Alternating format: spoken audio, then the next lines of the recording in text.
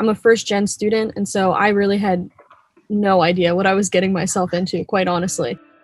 But I knew pretty early on that I wanted to help mentor students like me, so first gen students, queer students, like students that I didn't often see reflected in people who were teaching my courses, right? So didn't have a lot of that mentorship, and I was like, that's kind of what I want to do. And so I knew that the only real like way to do that was to continue my education and to go to graduate school.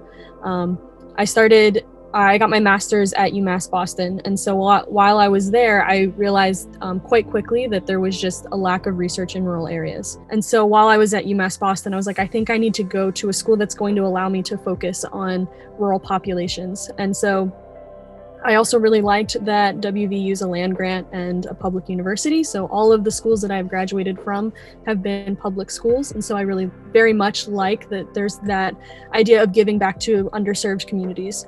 And so that's kind of why I was like, WVU is a good fit for me.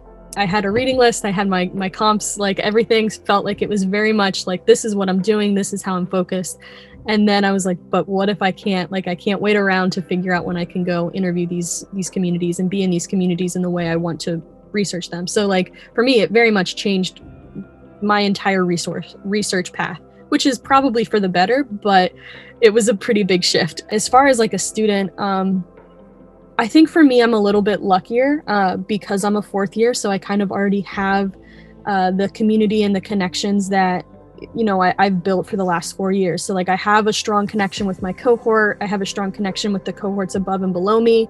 And so it's really easy to just text and be like, hey, like, let's get on Zoom and have like a happy hour Zoom trivia night or whatever, to kind of feel like, even though we can't all be together, like we can still kind of have this camaraderie.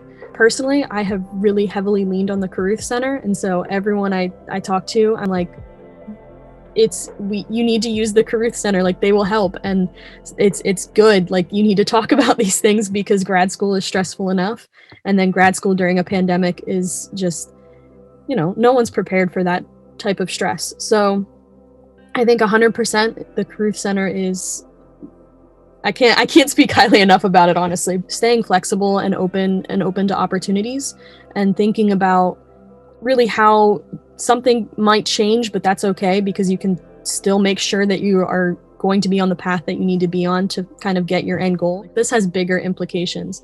And so I think in a way the pandemic has made me sit and think and be like, no, like you can frame things in a way that are meaningful beyond just like what you're doing.